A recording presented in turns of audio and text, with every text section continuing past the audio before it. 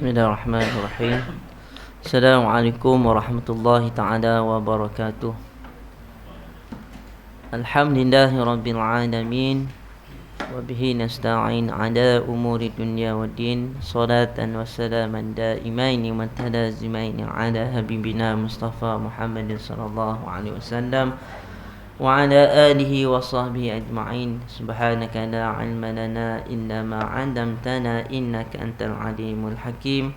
Rabbi shrah li sadri wa yassir li amri wahlul 'uqdatam min lisani yafqahani wa la hawla la quwwata illa billahil 'aliyyil 'azim. Amma ba'd. Qala Allah ta'ala a'udzu billahi minasy syaithanir rajim. Wa man ahsanu qawlan mimman da'a ila Allah wa 'amila shalihan wa qala innani minal muslimin. Shadaqallahul 'azim. Yang Musa Encik Alias bin Abdul, pengurusi Surau An-Nasriyah, seluruh jawatan kuasa Surau An-Nasriyah, dan seterusnya seluruh tuan-tuan, puan-puan, ibu-ibu, ayah-ayah, sahabat dan seluruh hadirat yang dirahmati lagi dikasihi oleh Allah Subhanahu taala. Alhamdulillah, syukur kepada Allah Subhanahu taala dapat pertama kalinya pada pagi ini dapat saya menyampaikan kuliah kuliah subuh dan juga kita menggunakan kitab yang barulah, kitab hadis, iaitu Riyadhus Shalihin. Kitab Riyadhus Shalihin yang disusun oleh Imam An-Nawawi, kita panggil Imam An-Nawawi. Nama bagi Imam An-Nawawi, kalau ikut nama panjang, Syekh Al-Islam Al-Muhyiddin Abi Zakaria Yahya bin Syarfun An-Nawawi. Itu nama yang panjang sekali dengan laqab, gelaran ataupun ulama ni dia mengambil nama sepenuh dengan nama tempat. Kalau Imam An-Nawawi dia mengambil nama sepenuh dengan nama tempat. An-Nawawi tu ambil daripada nama tempat An-Nawa. Nawa tu yang berada di Damaskus, di Syria. An-Nawa tu jadi An-Nawawi. Dinasabkan kepada tempat dia, An-Nawawi. Tapi kalau kita ni ada juga orang ambil Al-Buti, contoh Al-Buti, Buti ni porter, Allah alam. Al-Bariti, parit. Kalau biasa, kalau orang Malaysia Al-Malizi, orang Malaysia. Al-Iraqi, orang Iraq. Sahabat saya kada belajar tu ada Al-Misri, dia dekat orang Mesir. Mungkin dah duduk 10 tahun. Sekurang-kurangnya mustatin ni kena dapat 10 tahun duduk kan. Ditaruh nama, nama laqabnya. Kitab yang kita baca, kitab yang disusun oleh Imam An-Nawawi, kitab hadis. Hadis yang hadis yang menghimpunkan berkenaan dengan banyak perkara, iaitu merangkumi bab fiqh, kemudian bab fadail amal, kemudian tentang kelebihan-kelebihan, antara targhib wa tarhib, galakkan kita untuk melakukan amal melalui hadis-hadis saranan daripada hadis Nabi sallallahu alaihi wasallam. Saya teringat belajar kitab Riyadhus Shalihin ni pagi-pagi lepas subuh dengan Syekh Rifat Fauzi, hafizahullah taala. Setiap subuh pergi bergegah, pergi mengaji, tapi baca kitab ni Riyadhus Shalihin lah, yang bahasa Arab tu punya. Cuma jadi syarah kan oleh Syekh syarah. Mana kita beli kitab yang matan saja, matan hadis saja.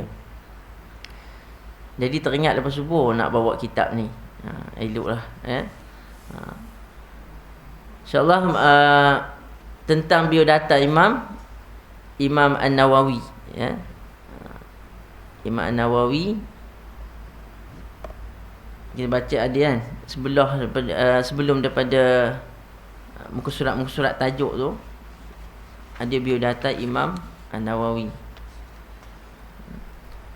Kita kena kenal juga, kena kenal penyusun kitab, supaya kita baca kitab ni tak kenal orang, tak boleh lah, mesti kenal orang. Masuk rumah orang kena tahulah siapa tuan rumah. Main masuk je rumah tak tahu siapa tuan. Kena tahu tuan rumah siapa. Qala musannifu rahimahullah ta'ala penyusun kitab ini adalah Imam Abu Zakaria Yahya bin Sharaf An-Nawawi, ataupun kita panggil Imam Nawawi, ya. Dilahirkan di Nawa, nama sebuah dusun di Damaskus, Syria, pada tahun 618 Hijrah. Sejak kecil dia selalu menuntut ilmu pengetahuan sehingga pada usia 18 tahun dia sudah terkenal sebagai anak yang paling menonjol di antara kawan-kawan seangkatannya. Dia memang dikurniakan kemampuan yang luar biasa oleh Allah, jadi kelebihan, maknanya orang hebat, imam-imam yang tahap mujtahid, mujtahid ummah ni memang hebatlah dari sudut ingatan, dari sudut sudut keilmuan mereka, mampu menguasai. Kecerdikan memanglah yang utama, kecerdikan. Yang kedua ni kesungguhan, bersungguh. Dia sangat ahli dalam bidang fiqh dan hadis. Dalam bidang fiqh dia menjadi tokoh besar dalam mazhab Syafi'i, ya. Dalam mazhab Syafi'i, aliran Syafi'iyah ni macam aliran pengajian, pengajian Syafi'iyah. Dia ada antara orang yang pelopor, ataupun orang yang mengajar, mendidik anak-anak murid, dalam mazhab Syafi'i. Nama Syafi'i ni maknanya diasaskan oleh Imam Asy-Syafi'i, kemudian pengikut-pengikutnya, termasuk Imam An-Nawawi. Tapi Imam An-Nawawi dia tidak sempat berguru dengan Imam Syafi'i, sebab Imam Syafi'i lahir pada tahun 150 Hijrah, wafat pada tahun 204 Masihi. Sedangkan Imam An-Nawawi dia wafat pada tahun 667. Maknanya berapa tahun selepas itu? 400 tahun. Tak sempat. Cuma aliran tu, aliran dia bersambung. Itu kita kata dakwah ni kan. Dakwah ni lama-lama dia meneruskan dakwah. Di antara yang terbesar dalam mazhab fiqh ni 4 mazhab yang terbesar yang dia ada pengikut dia. Dia ada pengikut yang teramai. Yang pertama ni mazhab kita, mazhab Syafi'i, dan mazhab Hanafi, mazhab mazhab Maliki, mazhab Imam Ahmad bin Hanbal. Yang berguru dengan Imam Syafi'i Imam Ahmad bin Hanbal. Tapi Imam Ahmad bin Hanbal dia ada pengikut dia. Kemudian dia ada aliran mazhab, iaitu mazhab Hanbali lah. Mazhab Hanbali. Imam Ahmad bin Hanbal, mazhab Hanbali. Kemudian Imam Syafi'i dia tak sempat berguru dengan Imam Hanafi. Tak sempat. Kerana Imam Hanafi meninggal pada tahun yang sama, iaitu 150 Hijrah. Tahun Imam Syafi'i lahir. Dan Imam Syafi'i sempat berguru dengan Imam Malik. Imam Malik, Sewaktu Imam Syafi'i datang ke Masjid Nabawi, Imam Malik tengah mengajar kitab Muwatta', kitab hadis juga, yang disusun oleh Imam Malik. Antara kitab yang terkenal kitab Muwatta', ya. Dia belajar dengan Imam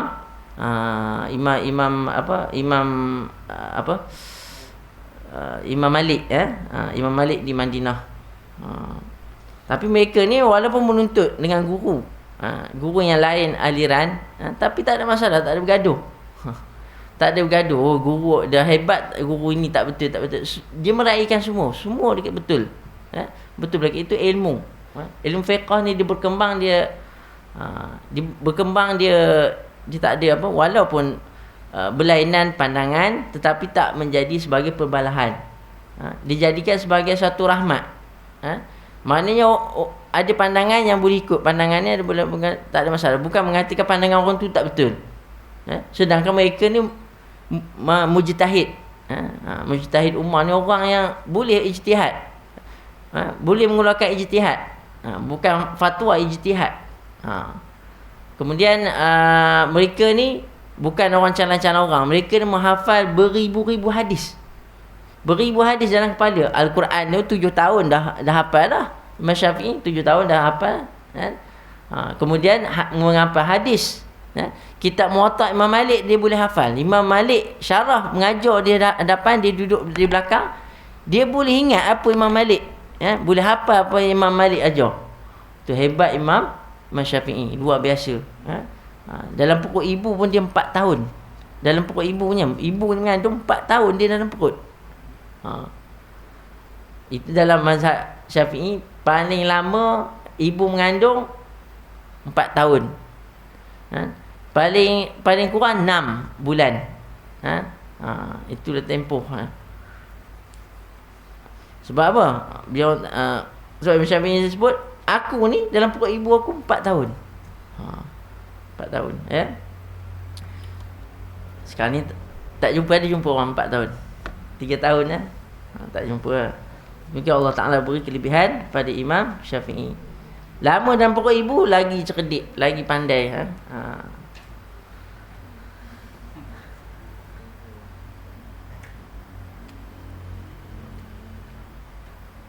Dia sangat ahli dalam bidang fiqh dan hadis. Dalam bidang fiqh dia menjadi tokoh besar dalam mazhab Syafi'i. Adapun dalam bidang hadis, Rasulullah SAW dia terkenal sangat teliti dan juga termasuk tokoh yang tidak asing lagi. Dia banyak sekali menyusun kitab-kitab fiqh yang sangat bermanfaat, antaranya iaitu Syarah Al-Muhazzab. Ini kitab fiqh yang terkenal, yang disusun atau ditulis oleh Imam An-Nawawi. Ar-Rawdiyah, Al-Minhaj. Dalam bidang hadis iaitu Syarah Muslim. Syarah bagi hadis, Sahih Muslim. Sahih Muslim yang menyusunnya Imam Muslim lah. Tapi Imam An-Nawawi dia bersyarahkan lagi. Dia syarahkan lagi, ya. Kemudian kitab Al-Azkar An-Nawawiyah. Yang itu yang ada disebut nak baca kitab Al-Azkar tu. Yang disusun oleh Imam An-Nawawi, ya. Dan sebahagian syarah dari Sahih Bukhari, ada syarah Sahih Bukhari, Sahih Muslim dan Sahih Bukhari syarah, ya. Tetapi yang terakhir ini tidak selesai kerana dia dipanggil oleh Allah Subhanahu Taala, maka tak sempat siap Sahih Bukhari. Dalam bidang bahasa iaitu Tazibul Asma' wal Lughah. Ini kitab bahasa Arab. Kitab bahasa Arab. Ulama ni bukan satu bidang je hebat. Berbagai-bagai bidang ilmu Islam dia hebat. Nak menguasai, nak menjadi mujtahid, dia mesti menguasai semua ilmu. Semua ilmu. Kita pada hari ini kita tak jumpa orang yang boleh menguasai semua ilmu. Bukan ilmu akademik, ilmu agama, semua ilmu. Fiqh, tauhid, hadis, tafsir. Susah nak jumpa pada hari ni, Dan mereka ni boleh melahirkan anak-anak murid yang apa? Anak murid yang lebih kurang mereka juga, hebat juga. Seperti Abu Yusuf, belajar dengan Imam Syafi'i. Juga ada aliran mazhab dia. Dan masih banyak lagi kitab disusunnya yang sangat bermanfaat. Dia sangat zuhud dan tidak memperhatikan masalah keduniawian. Dan dia sentiasa mengikut jejak langkah para ulama salaf yang soleh. Dia memimpin lembaga Darul Hadis As-Salihiyah di Damaskus. Dia wafat pada tahun 667 Hijrah di dusun Nawa, tempat lahirnya, yang mana sebelumnya dia tinggal di Damaskus. Baru menjelang kewafatannya dia pindah ke Nawa. Dia hanya berusia 48 tahun. 48 tahun punya banyaknya kitab dia tulis. Tak sempat berkahwin. Imam Nawawi tak sempat berkahwin sebab sibuk dengan ilmu. Sibuk dengan ilmu, mungkin tak terfikir, tak teringat, bab nak cari jodoh, nak kahwin tu, sebab banyak memikirkan masalah ilmu, masalah ummah.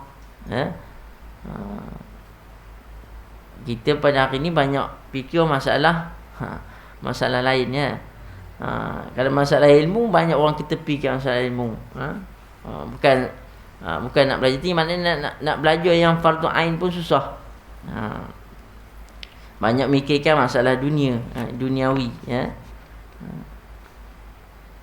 tapi bukan kita kata tak fikir masalah kan, mana tak sempat lah. Imam Nawawi dengan dalam umur 48 tahun, tapi hebat, hebat dia dengan ilmu. Semoga Allah sentiasa memberi rahmat dan kelapangan, dan semoga segala ilmunya bermanfaat. Amin. Antara hadis yang disusun oleh Imam Nawawi dalam kitab Riyadhus Shalihin ni, lebih kurang dalam 750 hingga ke 800 hadis. 750 hingga ke 800 buah hadis.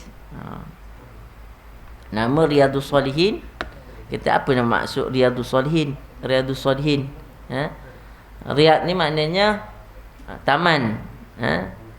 Taman. Shalihin tu orang soleh, orang beriman. Taman-taman bagi orang yang soleh, orang yang beriman. Itu nama bagi kitab ni.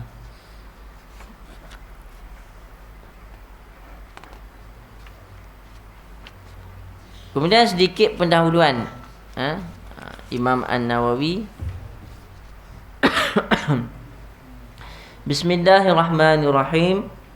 Dengan nama Allah yang Maha Pemurah lagi Maha Penyayang. Segala puji bagi Allah, Tuhan yang Maha Esa, Maha Perkasa, Maha Mulia, lagi Maha Pengampun. Zat yang merubah malam menjadi siang sebagai peringatan bagi orang-orang yang berfikir dan sebagai wawasan bagi orang-orang yang mau mengambil pelajaran. Allah adalah zat yang menyandarkan orang-orang yang dipilihnya di antara makhluk-makhluknya, di mana ia tidak menyibukkan mereka untuk memperhatikan masalah keduniawian sahaja, tetapi ia menyibukkan mereka untuk selalu patuh kepadanya, sentiasa menggunakan akal fikiran yang benar, dan sentiasa mencari bimbingan dan petunjuk. Ia memberi pertolongan kepada mereka untuk sentiasa taat kepadanya, dengan mampu untuk meninggalkan perbuatan-perbuatan dosa, dan memberi pertolongan kepada mereka yang untuk sentiasa menambah bekal guna mencari kebahagiaan pada alam baqa'. Ia juga menghindarkan mereka dari apa yang menimbulkan kemurkaan Allah dan apa yang menyebabkan kebinasaan diri mereka, serta memelihara mereka untuk tidak mudah terombang-ambing oleh perkembangan situasi dan kondisi yang tidak menentu. Saya memuji kepada Allah dengan sepenuh dan setulus hati serta selalu berusaha untuk meningkatkannya. Saya bersaksi bahawa tidak ada Tuhan selain Allah, Zat yang selalu berbuat baik, Zat yang mulia, Maha Pengasih lagi Maha Penyayang. Ini muqaddimah puji-pujian ada Allah Subhanahu Wa Taala. Dan saya bersaksi bahawa Muhammad adalah hamba dan utusannya, kekasih dan kesayangannya, yang membimbing ke jalan yang benar dan memimpin ke agama yang lurus. Semoga rahmat dan kesejahteraan sentiasa terlimpahkan atas Muhammad dan nabi-nabi yang lain serta keluarga dan sekalian orang-orang yang soleh. Kemudian firman Allah Subhanahu Wa Taala, a'udzu billahi minasyaitonir rajim, wa ma khalaqtul jinna wal insa illa liya'budun, ma uridu minhum min rizqin wa ma uridu ay yut'imun. Aku tidak menciptakan jin dan manusia kecuali untuk beribadah kepadaku. Aku tidak mengharapkan rezeki dari mereka dan tidak mengharapkan mereka memberi makan kepadaku. Ayat ini menjelaskan bahawa jin dan manusia diciptakan oleh Allah untuk beribadah. Oleh kerananya sudah seharuslah mereka memperhatikan untuk apa mereka diciptakan, dan sudah seharusnya lah mereka menyampingkan tipu daya dunia dengan zuhud. Kerana sebenarnya dunia adalah alam fana yang tidak akan kekal. Dunia hanyalah sebagai tempat untuk berteduh, bukan tempat untuk bersenang-senang, dan bukan tempat tinggal yang lenggeng. Bahasa Indonesia ni. Ini dia pun baca talqin. Ini peringatan lah untuk kita.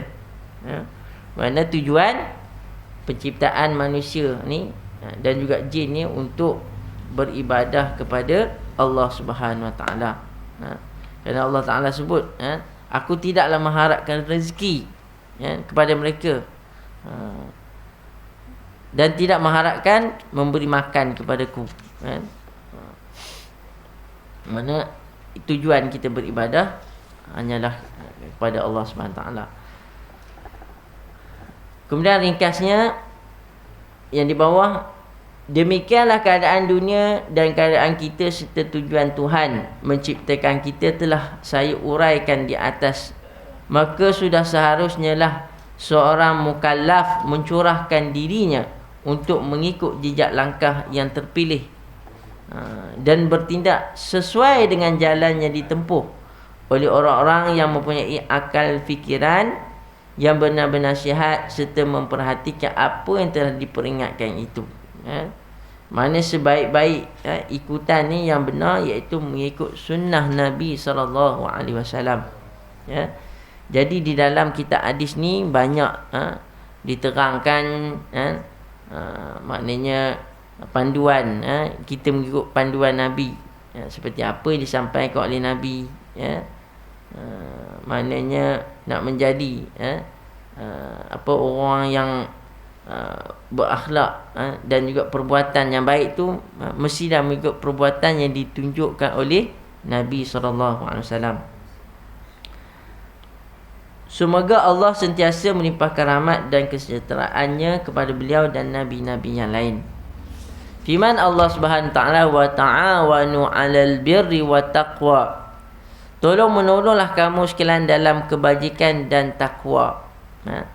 Sambung lagi, wala ta'awanu 'alal ismi wal udwan. Janganlah kamu tolong menolong dalam perkara yang boleh mendatangkan dosa dan permusuhan. Jadi sentiasa kita tolong menolong dalam perkara kebaikan, dan jangan sesekali membantu dalam perkara yang boleh mendatangkan dosa dan permusuhan. Kemudian hadis daripada Nabi SAW, Nabi bersabda, wallahu fi aunil abdi maka al abdu fi auni akhi. Allah sentiasa memberi pertolongan kepada hamba-Nya selama hamba itu memberi pertolongan kepada saudaranya. Jadi bila kita tolong orang, orang akan tolong kita. Kita bila kita tolong orang akan tolong kita. Macam mana ada kata hukama, kita memudahkan orang lain dalam bentuk ilmu, maka Allah Ta'ala akan permudahkan kita. Begitu dalam urusan kebaikan, kita mudahkan orang lain, Allah Ta'ala akan mudahkan kita. Kalau tak mudahkan kat dunia, nasihat Allah Ta'ala mudah kita masuk syurga. Senang masuk syurga. Ataupun senang mati, senang, tak ada banyak kira. Kita tak tahu maknanya janji Allah Ta'ala tu pasti. Kemudian sabda Rasulullah SAW, man dala ala khairin falahu mislu ajri fa'ilih. Barang siapa yang menunjukkan kebaikan, maka ia mendapat pahala seperti pahala orang yang mengerjakannya. Kita suruh orang, suruh orang buat baik, orang tu buat, kita dapat pahala. Pahala sama macam orang tu buat. Bukan pahala tu separuh ke sikit pahala tu sama macam pahala orang tu buat. Ni kelebihan kita mengajak orang kepada kebaikan. Kalau ramai lagi kita ajak orang, banyak pahala kita dapat. Macam ada hadis yang menjamu orang berbuka, jamu orang berbuka puasa.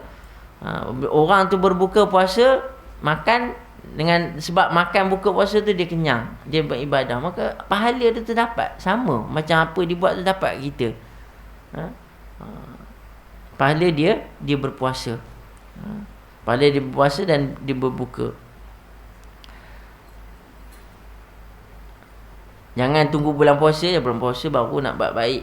Buat baik ni bila-bila masa. Cuma bulan puasa tu kelebihan tu, Allah Ta'ala ni, Allah Ta'ala apa? Allah Ta'ala gandakan ganjaran pahala di dalam bulan puasa. Tak lama lagi nak puasa. Beliau Rasulullah SAW bersabda, man da'a ila huda kana lahu minal ajri mislu ujuri man tabi'ahu la yanqusu zalika min ujurihim syai'a. Barang siapa yang mengajak kepada petunjuk ini kebaikan, maka ia mendapat pahala seperti pahala-pahala orang yang mengikutinya, dan yang demikian itu tidak mengurangi pahala mereka sedikit pun. Siapa? Sama juga orang yang mengajak kepada kebaikan, maka dia dapat ganjaran pahala sama macam orang tu buat. Dan beliau Rasulullah SAW bersabda kepada Sayyidina Ali radhiyallahu anhu, fa wallahi la an yahdiyallahu bika rajulan wahidan khairun daka min humrin na'am. Demi Allah, seandainya Allah memberi petunjuk kepada seseorang lantaran ajakanmu, maka itu lebih baik bagimu daripada menyedekahkan ternak yang merah-merah. Mana ganjaran kita ngajak orang kepada kebaikan lebih lumayan, lebih banyak lagi pahala dengan menyedekahkan binatang ternakan. Yang merah-merah ni binatang, kalau tak silap unta, unta ni ada dipanggil unta merah. Unta merah ni unta yang paling orang Arab sayang. Unta merah ni, tak tahu merah tu sebab apa merah digelar, sebab unta merah memang merah, Allah alam lah. Tapi unta yang paling mahal sekali, paling mahal sekali nilainya. Lebih mana ajak orang kepada kebaikan ni, lebih banyak pahala daripada berbanding dengan unta merah. Kita menyedekahkan unta merah. Saya merasa terpanggil untuk menyusun sebuah kitab yang berisi hadis-hadis sahih yang mencakup bagaimana caranya seorang itu dapat sampai ke alam akhirat dengan selamat, serta sebagaimana caranya seseorang itu dapat sempurna segala perilakunya, baik lahir maupun batin. Hadis-hadis yang saya kumpulkan itu, iaitu Imam Nawawi, meliputi anjuran, ancaman dan petunjuk-petunjuk untuk mencapai kesempurnaan seperti hadis zuhud, iaitu menjauhkan diri dari masalah keduniawian. Zuhud ni bukan berarti kita tinggalkan dunia ni, tinggal habis, tak mau ambil tahu hal dunia ni. Zuhud ni maknanya kita jangan terlalu mencinta sangat dunia ni. Itu je. Kita nak ambil lah. Tapi ambil untuk sebagai apa? Matlamat. Matlamat ataupun kita kata jambatan untuk kita sampai ke akhirat. Jangan sampai dunia dunia menenggelamkan hal akhirat kita. Ataupun melalaikan dunia sampai melalaikan. Itu tak boleh, Latihan-latihan jiwa, pendidikan moral, pensucian dan pengobatan hati, pemeliharaan anggota dan meluruskan penyelewengan dan yang lain sebagainya. Saya berusaha sekuat tenaga untuk tidak mencantumkan hadis-hadis yang tidak sahih, dan semuanya itu saya kutip dari kitab-kitab sahih yang sudah masyhur. Ada dalam ni kandungan hadis sahih. Sahih ni hadis yang kuat lah. Yang kuat, yang tak boleh dipertikaikan. Terpertikaikan apa? Dia punya sanad dia. Pada setiap bab, sebelum sampai pada hadis-hadis, saya usahakan untuk mencantumkan beberapa ayat Al-Quran. Maknanya sebelum masuk pada selepas pada tajuk, sebelum hadis tu mana ada baca, ada ayat Quran. Ada ayat Quran, Kemudian apabila saya mengatakan pada penghujung hadis dengan mutafaqun. Mutafaqun itu istilah. Lepas hadis tu ada tulis mutafaqun. Maksud apa mutafaqun? Mutafaqun ni maksudnya yang diriwayatkan oleh Bukhari dan Muslim. Mutafaqun maknanya sepakat. Hadis sepakat. Dalam kitab Bukhari pun sama, dalam kitab Muslim pun sama. Mana hadis tu kuat. Kedua-duanya hadis sahih. Hadis sahih Muslim, sahih Bukhari.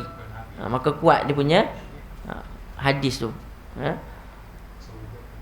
Saya berharap bila kitab ini selesai, semoga bisa menjadi pembimbing bagi orang yang menginginkan kebaikan dan bisa menjadi pencegah, ini bahasa Indonesia, dari mana-mana kejahatan dan kebinasaan.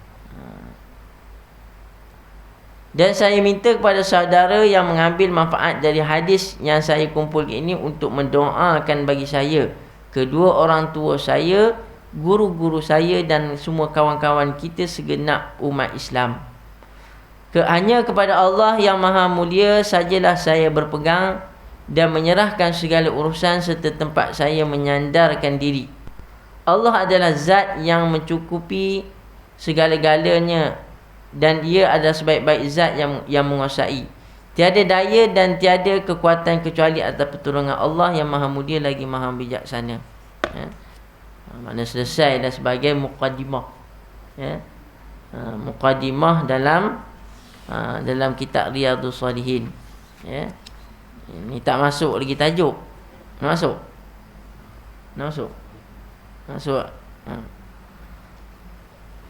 Okey, kita masuk. Kita ambil berapa potong satu hadis lah, mungkin dan satu hadis.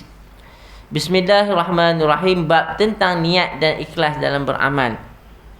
Qala Allah Ta'ala, a'udzu billahi minasyaitonir rajim, wa ma umiru illa liya'budullaha mukhlishina lahud-din hunafa'a wa yuqimus shalah wa yu'tuz zakah wa dzalika dinul qayyimah.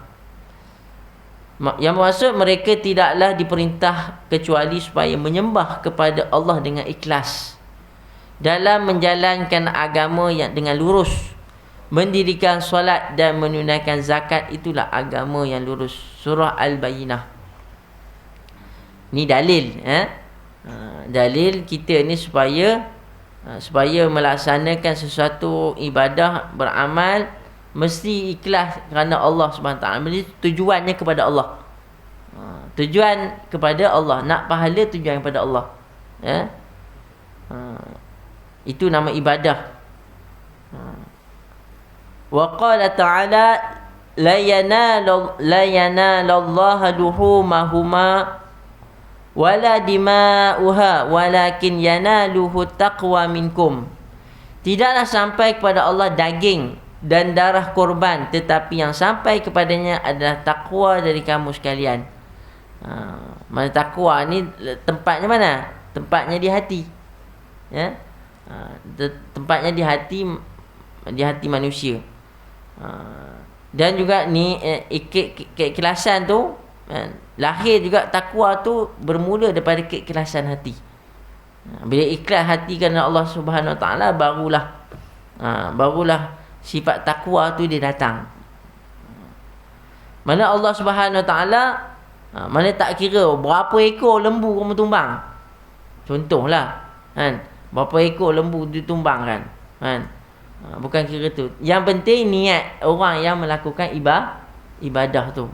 Ibadah tu kerana Allah Subhanahu Wa Taala. Ataupun orang yang membantu, kalau dia tidak melaksanakan ibadah korban, dia membantu tu ikhlas, dia membantu kerana Allah Subhanahu Wa Taala. Bukan kerana nak daging dan sebagainya. Ataupun berbangga berapa ekor lembu kita tumbang. Bukan kira tu. Ke niat yang berkorban tu, niat takwa. Allah Taala nilai dengan takwa dalam diri dia. Wa qala ta'ala qul in tukhfu ma fi sudurikum aw tubduhu ya'lamhu Allah. Katakanlah, jika kamu sekalian merahsiakan atau menampakkan apa yang terkandung di dalam dadamu, nescaya Allah mengetahuinya. Maknanya dalam dada apa? Niat masing-masing. Niat, tujuan dalam hati. Ya Allah Ta'ala maha mengetahui. Hadis yang pertama, wa an amiril mu'minin Abi Hafsin Umar bin al-Khattab bin Nufail bin Abdul Uzay bin Riyah bin Abdullah bin Qurti bin Razahi bin Adi bin Ka'b bin Lu'ay bin Ghalib al-Quraishi al-Adawi radhiyallahu anhu. Ini sanad. Sanad hadisnya penting tentang sanad. Kenapa bin ni diambil pada hadis ni, kan? Pada orang ni mana sanad dia bersambung. Sanad bersambung. Hadis yang baik tu sanadnya sampai kepada para sahabat. Tapi kalau sanad tak sampai kepada para sahabat, sahabat pun tengok dia punya apa, akhlak dia macam mana. Kalau ilmu jarah wa ta'dil ni, dia tengok perawi hadis tu siapa orang. Kalau orang tu ni, kalau belajar mustalah hadis lah, kalau orang tu jenis apa? Dia jenis kuat bohong, kuat ngecik, dia tak boleh diterima, dia punya menjadi perawi hadis, tak boleh diterima. Sebab dia ni orang yang bermasalah, akhlak ni masalah, tak diterima. Bukan tak terima, mungkin dia akan jadi hadis tu dia akan turun jadi apa, martabat yang bawah.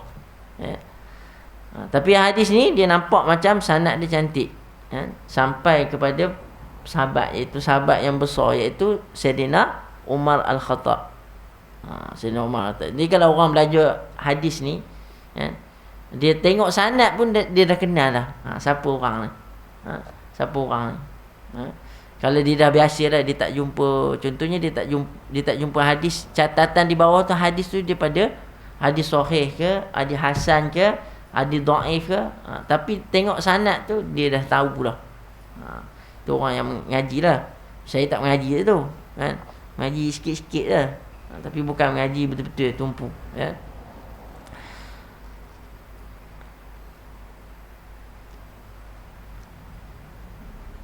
Sami'tu Rasulullah sallallahu alaihi wasallam yaqul, innamal a'malu binniyat wa innama likulli imri'in ma nawa faman kanat hijratuhu ila Allah wa rasulih fa hijratuhu ila Allah wa rasulih wa man kanat hijratuhu lidunya yusibuha aw imra'atin yankihuha fa hijratuhu ila ma hajara ilaihi muttafaqun ala sahih sahihatuhu muttafaqun maknanya hadis ni daripada sahih Bukhari dan sahih Muslim maknanya sama maksud dia dari Amirul Mukminin Abu Hafsin. Ini gelaran bagi Sayyidina Umar ni. Amirul Mukminin ni Sayyidina Umar ni sebagai khalifah. Gelaran bagi khalifah Amirul Mukminin. Bila kita sebut Amirul Mukminin? Ingat ketika mana? Depan ada. Tu. Apa? Selawat kan? Amirul Mukminin. Itu gelaran bagi khalifah, khulafa ar-rasyidin. Kemudian Abu Hafsin. Abu Hafsin ni bapa, maksudnya bapa pada Hafsah. Siapa bapa Hafsah ni? Sayyidina Umar. Kan Sayyidina Umar ada anaknya, anak perempuan nama Hafsah. Hafsah ni berkahwin dengan siapa? Berkahwin dengan Rasulullah sallallahu alaihi wasallam. Hafsah. Jadi satu kemuliaan. Kemuliaan lah. Anak yang berkahwin dengan Rasulullah SAW. Abu Hafsin Umar bin Al-Khattab bin Nufail bin Abdul Uzay. Ini dia punya ni. Ini Sayyidina Umar ni, dia punya apa? Dia punya keturunan lah, nasab dia. Nasab dia, keturunan dia.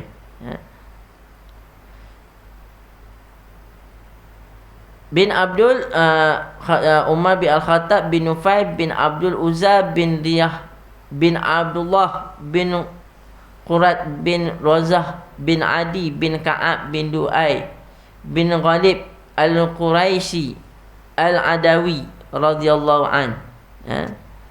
Itu keturunan Al-Quraisy Al-Adawi. Berkata Sayyidina Umar ni, dia meriwayatkan disebut. Dia meriwayat, dia berkatalah, saya mendengar Rasulullah sallallahu alaihi wasallam. Aku telah mendengar. Sayyidina Umar kata, aku telah mendengar Rasulullah sallallahu bersabda. Maknanya kalau kita dengar dalam hadis bersabda ni, maknanya sabda ni makna perkataan yang lebih baik lah untuk kita sandarkan perkataan Nabi. Bersabda. Kalau kita ni sebut aku bersabda, tak kena lah kan. Supaya kita letakkan kepada orang yang lebih mulia, iaitu Rasulullah. Kita ni hanya berkata. Bahawasanya semua amal itu tergantung niatnya, dan bahawasanya apa yang diperoleh oleh seseorang adalah sesuai dengan apa yang diniatkannya. Barang siapa yang hijrah kerana Allah dan Rasulnya, maka hijrahnya itu akan diterima oleh Allah dan Rasulnya.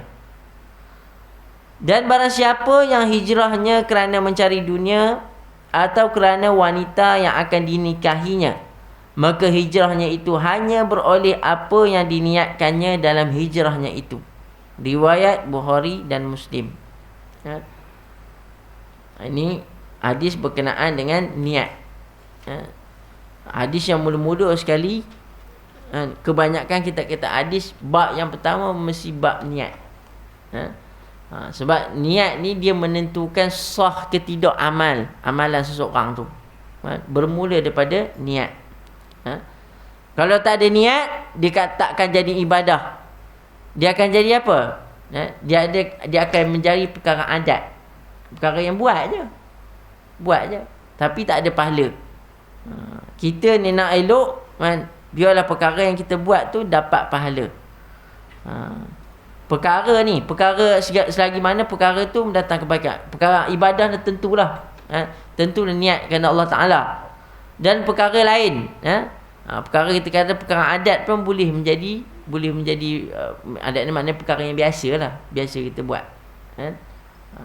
Perkara yang harus, apa, makan, minum, tidur, kalau kita niatkan kerana Allah Ta'ala dapat pahala,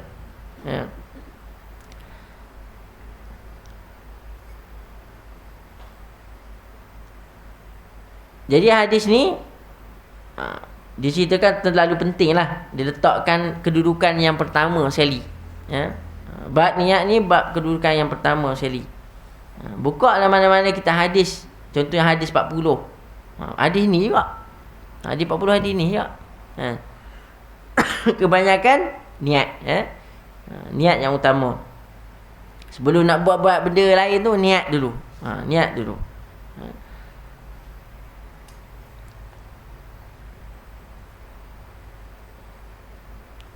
Kerana ada disebut, barang siapa yang hijrah kerana Allah Ta'ala, kerana hijrahnya kerana Allah Ta'ala dan Rasulnya, maka hijrahnya itu akan diterima oleh Allah Ta'ala. Ada di kalangan para sahabat tu dia hijrah, bukan semua, maknanya mungkin sebilangan kecil. Mereka ni berhijrah ni sebab ada perkara yang tertentu, Kerana apa? Kerana memang ada kisah dalam disyarah dalam hadis tu. Ada seorang lelaki dia hijrah kerana perempuan tu pergi hijrah. Awek dia pergi hijrah, berhijrah ke Madinah. Jadi dengan sebab aweknya pergi, dia pun nak berhijrah kat sana. Bila sampai sana tu nak kahwin. Tapi bukan semata itu, tapi kerana tujuan pergi sana tu hijrah kerana Allah dan kerana Rasul, Jadi kalau kerana dunia, dia akan dapat dunia. Dia akan dapat dunia semata-mata. Tapi kalau dia niat kerana Allah dan Rasulnya, dia akan dapat Allah dan Rasul. Bukan tak boleh kahwin. Jadi niat tu kena betul lah. Suatu niat yang utama mana.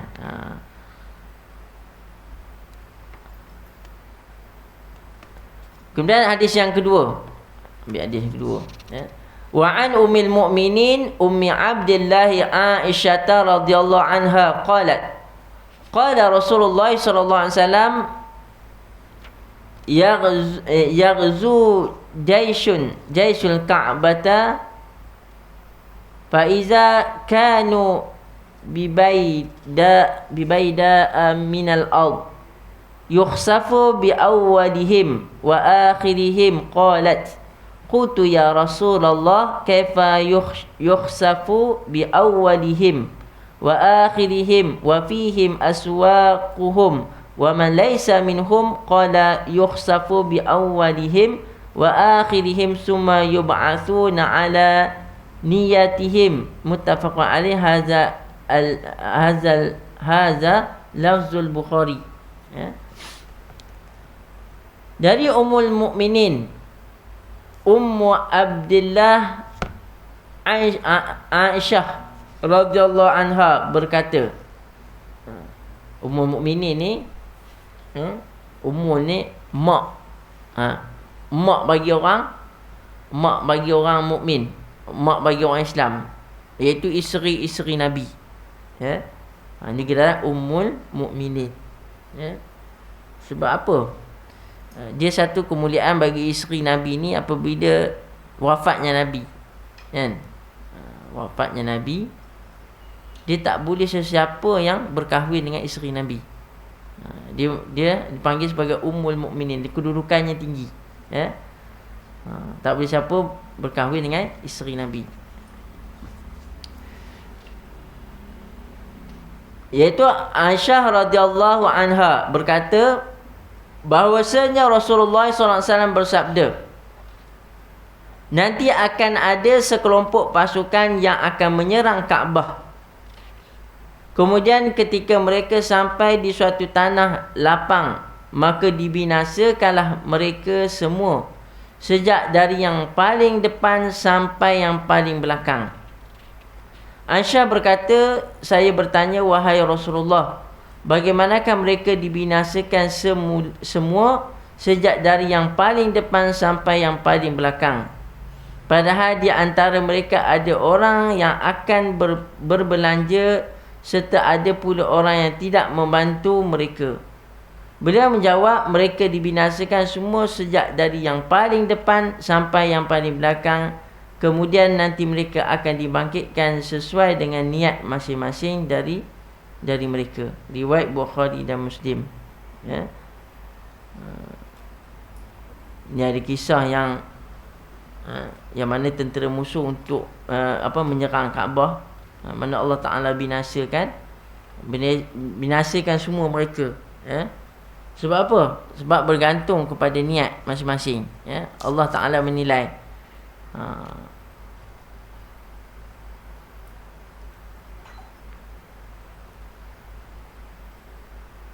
Kemudian satu lagi lah. Ambil 3.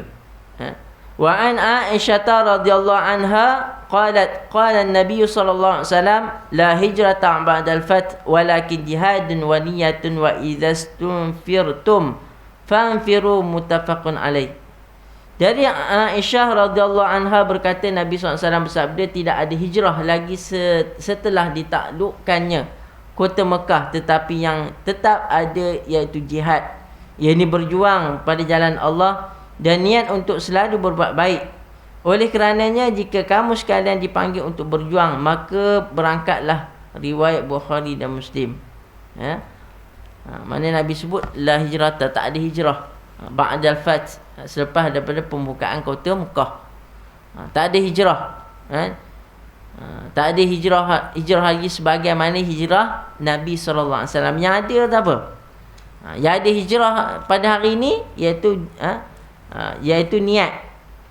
Niat dan jihad.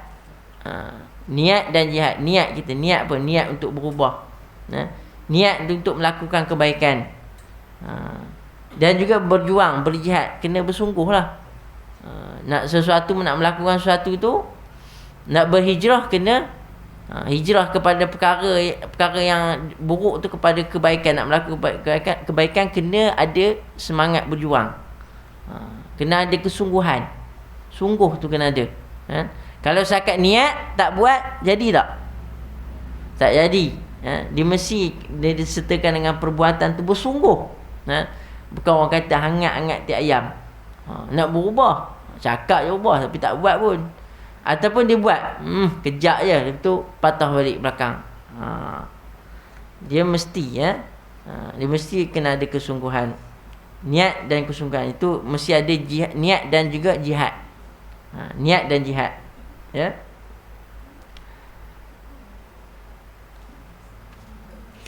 Jadi hadis niat ni dalam berapa? Dalam panjang ni. Dalam 13. Kita baru baca 3, ada 10 lagi. InsyaAllah kita sambung lah. Kita sambung bulan depan, InsyaAllah. Jadi mudah-mudahan kita mendapat kebaikan pada apa yang kita baca pada hadis pada pagi ni, InsyaAllah. Mudah-mudahan didapat memperbaharui niat kita. Niat kita dalam kita melakukan kebaikan. Orang kata apa? Tajdid. Tajdid niat. Perbaharui niat. Bukan kata niat, aku dah niat dah. Niat, mana kita perbaharui niat kita. Itu yang disuruh. Wallahu alam. Mohon maaf sekiranya kekurangan, kesalahan dalam penyampaian pada malam pula, pada pagi ni. Mudah-mudahan yang baik itu datang daripada Allah SWT, yang kurang lemah daripada diri saya sendiri. Aku qali hadza wa astaghfirullahal azim li wa lakum. Assalamualaikum warahmatullahi taala wabarakatuh. A'udzu billahi minasyaitonir rajim. Bismillahirrahmanirrahim. Alhamdulillahirabbil alamin hamdan wa fi mazidah. Ya Rabbana lakal hamdu kama yanbaghi li jalali wajhika 'azimi sultani. Allahumma fital 'arifin warzuqna faman nabina wa zal mursali wal hamalatil muqarrabin bi rahmatika ya arhamar rahimin. Allahumma faqina fid din wa 'allimna ta'wil, ihdinas siratal mustaqim, siratal ladzina an'amta 'alaihim minan nabiyyin was-siddiqin wasyuhada'i was-shalihin wa sunna ulaika rafiqa ya arhamar rahimin. Wa sallallahu alaihi wasallam Muhammad wa ala alihi washabbihi wasallam. Alhamdulillahirabbil alamin. Taqabbalallahu minkum.